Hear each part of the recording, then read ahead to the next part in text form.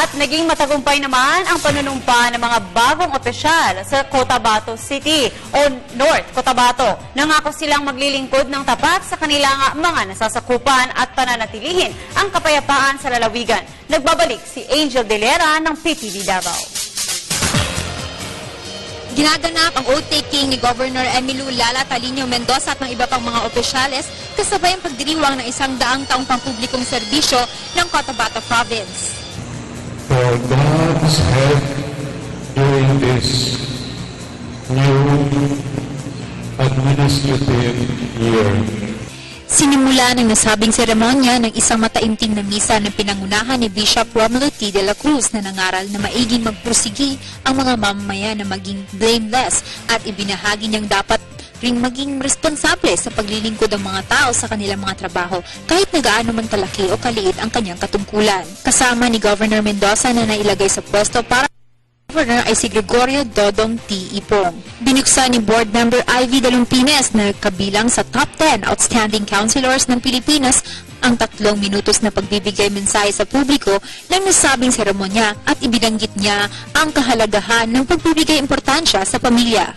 Our province of Cotabato is a large family where you and I belong, with our esteemed Governor Lala Talino Mendoza as the mother and the head, with the rest of our elected officials acting as our older brothers and sisters, responsible looking after the best interests of their younger siblings.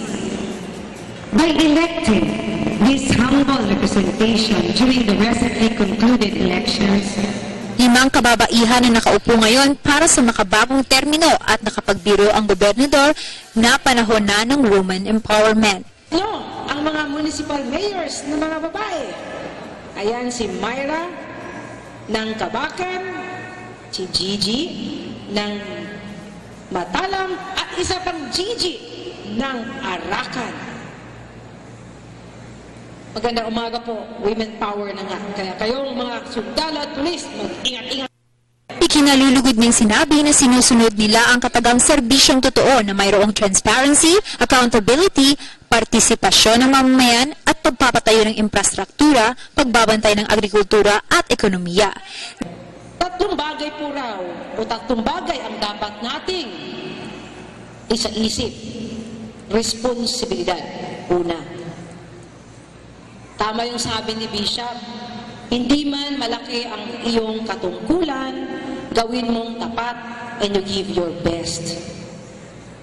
Pangatlo, ang panghuli, accountability. Tayong nasa gobyerno, lahat na pinanghahawakan po natin ay mula sa buwis ng tao. At tuloy-tuloy po tayo sa ating programang agrikultura, sa health services at peace and order. Importante po itong 3 aspeto na ito.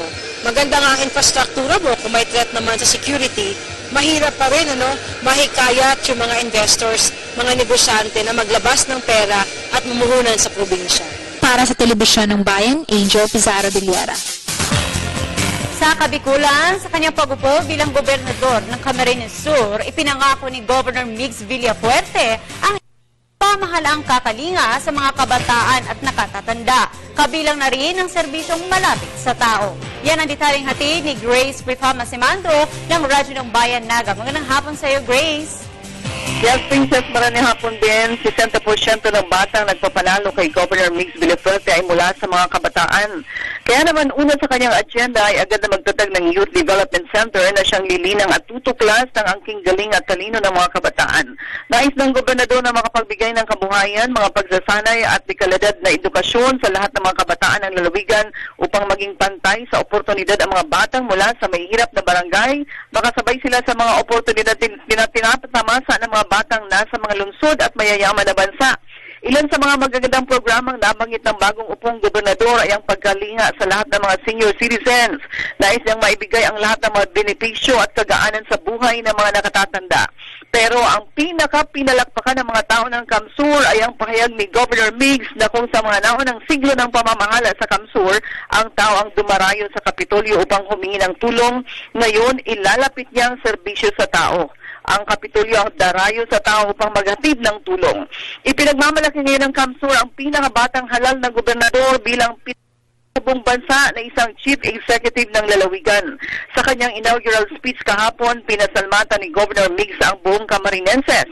Pero napaluha siya ng banggitin ang kanyang very supportive na inang si Mrs. Lara Ranieses Villafuerte at lalo ang kanyang papalitang gobernador na amang si Governor El Rey Villafuerte. Sabi ng batang chief executive, sa dinabi-dami ng mga pagsubok at kontrobersyang dinaanan ng kanilang pamilya, sana daw ay proud ang kanyang nakalaban sa halalan na lolo na si Luis Villafuerte. Radyo ng Bayan, Naga, Gracie Fama Simando para sa Telebisyon ng Bayan.